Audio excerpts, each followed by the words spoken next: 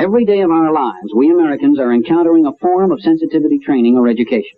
To understand this, think of yourself watching the news on television with your family or friends.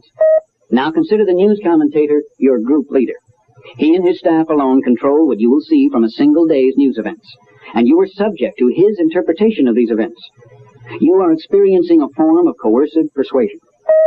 If you reject the commentator's interpretation because of preconceived values, logic, or moral beliefs, you become subject to group criticism, and either you conform or you are branded an extremist. This thought control is the basis for the elusive middle-of-the-road philosophy, which means I'll accept anything that makes me safe from criticism. Television, with the ability to control the country's thoughts, can evoke an emotional response at will on any subject it wishes just by interpretation. How often have you seen a news event followed by a collective cry all over the country, there ought to be a law? And that's just what the government has done. Passed laws, and laws, and laws, and laws. What's happening is really very simple. In essence, it's the theory of the collectivist philosopher Hegel. Thesis, antithesis, to create synthesis. What does this mean to the average American? It means action and reaction to result in loss of liberty. For example, let's take a civil rights demonstration.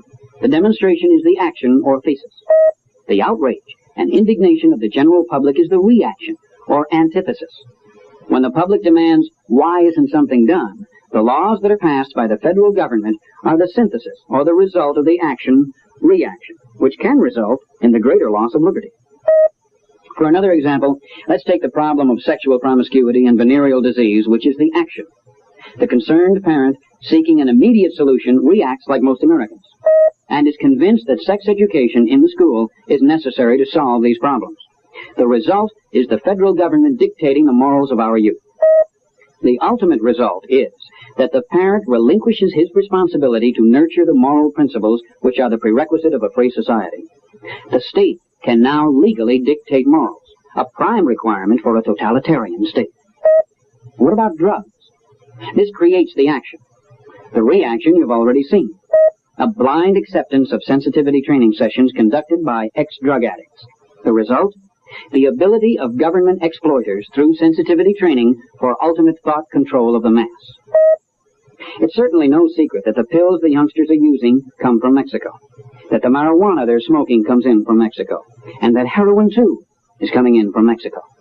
It would seem logical to cut off aid to Mexico until they clean up this mess, or subject people to search at the border, in the same fashion we do with people coming in from overseas. Instead, our president is now proposing a law which gives government the power to break into your house in the middle of the night, if they like, without a warrant. Student rebellions probably serve as the best example of action-reaction. If you talk with the radical students, they will tell you that they are rebelling against the establishment and that they are rebelling for freedom. In reality, they are creating an emotional reaction by the general public which demands federal laws to control the rebellious students. So these campus dissidents are destroying the very thing the students are trying to gain.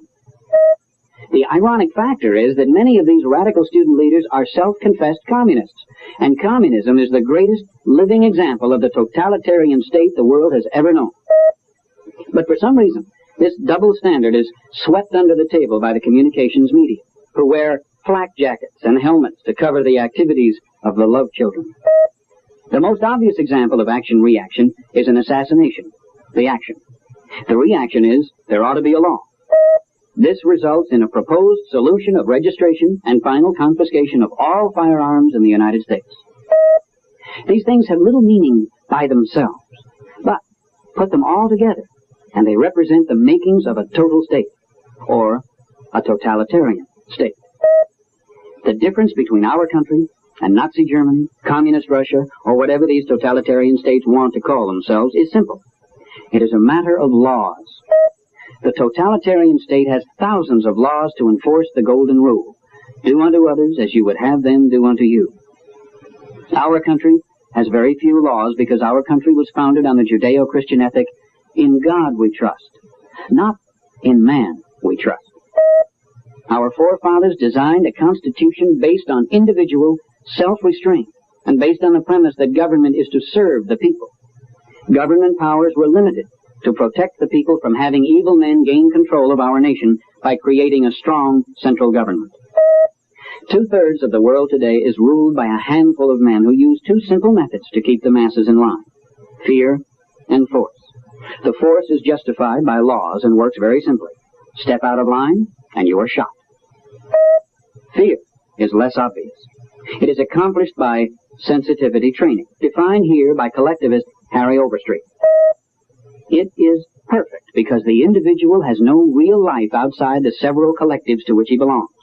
And within any one of these, he can at any time, without warning, have his future put in jeopardy by having some fellow member accuse him of some deviation from the approved norm of behavior. What is at issue now is not the offense itself, but rather the manner of his response to group criticism. He is on the spot, alone. Thus, there is set going one of the strangest and most potentially destructive rituals ever devised. The lesson we as Americans must learn from the rise to power of these dictators is that it was the conspiring of the rich and the intellectual elite that brought the dictator to power, not the people.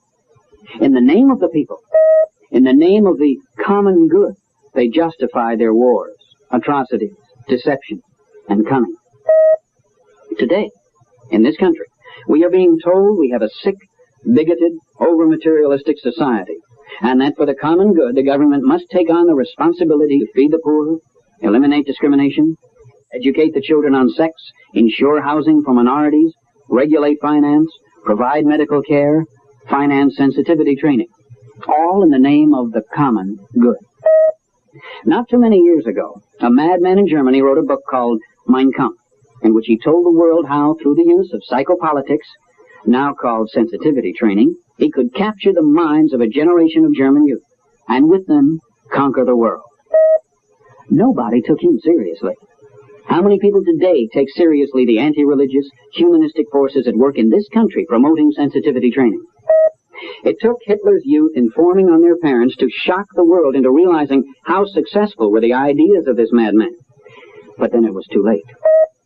If the forces of evil are successful in this country, this child may never know freedom, may never know individualism. She may be in constant conflict with those who love and care for her. This child can be the tool to bring radical change to our form of government, to our family structure. Our Supreme Court has made it illegal to pray in the classroom.